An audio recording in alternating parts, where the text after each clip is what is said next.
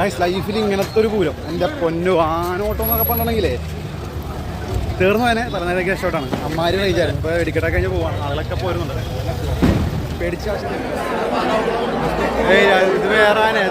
ആദ്യമായിട്ട് തൃശ്ശൂർ പൂരത്തിനാണ് ഇന്നലെ ആന ഓടിയിട്ടില്ലേ ആനയുടെ വായിന്ന് രക്ഷോട്ടെന്ന് പറയാം. ഞാനൊരു പോലീസുകാരനും കൂടി ബാരിക്കേഡിനുള്ളിൽ പെട്ടുപോയാൽ ആ ബാരിക്കേഡ് വീണില്ലായിരുന്നെങ്കിൽ ആന നേരെ വന്ന് കയറിയാനെ. തൊട്ടപ്പുറം വേറെ ബാരിക്കേഡ് തുറന്നത് നമുക്ക് ദൈവഭാഗ്യമായി. ശരിക്കും ആന മുന്നിൽ വന്ന് തൊട്ട് മുന്നിൽ അന്ന് വന്നിട്ട് മാറിപ്പോയ അവസ്ഥ ഉണ്ടായത്. കാരണം ആ പോലീസുകാരൻ ജസ്റ്റ് പുഷ് ചെയ്തതോ അയാൾ വീണതോ ആണ്.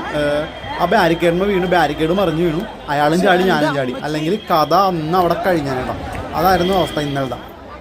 കൈയൊക്കെ പൊട്ടിയിട്ടുണ്ട്. എനിക്കൊരു വീഡിയോ ഇട്ടിട്ടുണ്ട് കേട്ടോ. നിങ്ങളത് കണ്ടറിയാൻ പറ്റും അതിൻ്റെ ഒരു വ്യാപ്തി. ഇത് ഇന്നലെ രാത്രി ഇട്ടൊരു വീഡിയോ ഉണ്ടോ. ഇത് കാണുമ്പോൾ അറിയാൻ പറ്റും ഇതിൻ്റെ ഒരു വ്യാപ്തി. ഈ കൂട്ടത്തിൽ ഞാനുണ്ട് കേട്ടോ. ഈ സൈഡിലെ ബാരിക്കേഡ് ഓപ്പൺ ആയില്ലായിരുന്നെങ്കിൽ നേരെ വന്നത് നമ്മൾ അറ്റാക്ക് ചെയ്തേനെ.